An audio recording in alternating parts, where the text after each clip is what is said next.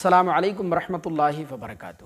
یہ کہتی ہیں کہ میں ربیع الاول شریف کی 12 تاریخ میں روزہ رکھنا چاہتی ہوں، مگر کنفیوژن یہ ہے کہ ربیع الاول کی 12 تاریخ میں ہمارے پیارے آقا حضرت محمد مصطفیٰ صلی اللہ علیہ وسلم کی پیدائش مبارکہ ہوئی، اس لیے وہ دن ہمارے لیے عید کا دن ہے اور ہمارے مذہب اسلام میں عید کے دن روزہ رکھنا منع فرمایا گیا ہے۔ تو مجھے کیا کرنا چاہیے؟ 12 ربیع الاول کے دن روزہ رکھنا چاہیے یا نہیں؟ اس کے بارے میں حکم شرع کیا ہے؟ بسم اللہ الرحمن الرحیم۔ تو دیکھیں، اس کا جواب یہ ہے کہ روزہ رکھنے کی ممانعت کا اختیار یہ صرف اللہ اور اس کے رسول کو ہے۔ وہ جس دن کے لیے منع فرما دیں اس دن روزہ رکھنا ممنوع ہے، اور جس دن کے لیے اجازت دے دیں یا جس دن کے بارے میں شریعت مطہرہ خاموش ہو اس دن روزہ رکھنے میں شرعاً کوئی قباحت نہیں ہے، آپ بلا شبہ روزہ رکھ سکتی ہیں۔ باقی کسی دن کا عید ہونا یہ ایک الگ بات ہے، ورنہ آپ دیکھیں عید میلاد النبی کے علاوہ ہمارے مذہب اسلام میں اور بھی کئی دن ایسے ہیں جن کو عید کا دن قرار دیا گیا۔ جیسے جمعے کے حوالے سے بہت واضح طور پر یہ بات ارشاد فرمائی گئی کہ جمعے کا دن مسلمانوں کے لیے عید کا دن ہے۔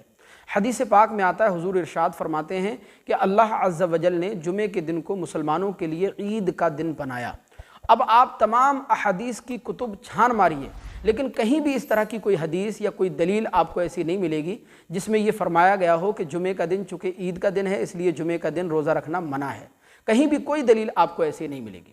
اسی طرح یوم عرفہ یعنی ذوالحج شریف کی 9 تاریخ حضرت سیدنا عمر فاروق اعظم رضی اللہ تعالی عنہ یوم عرفہ کو عید تسلیم کرتے تھے، عید کا دن سمجھتے تھے، اور اکثر صحابہ اکرام اور علماء امت سے اس دن کا روزہ رکھنا ثابت ہے۔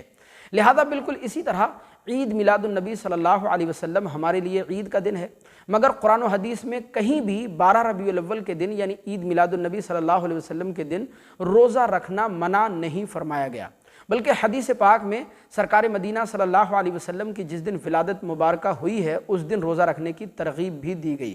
سرکار مدینہ صلی اللہ علیہ وسلم پیر شریف کے دن اکثر روزہ رکھا کرتے تھے۔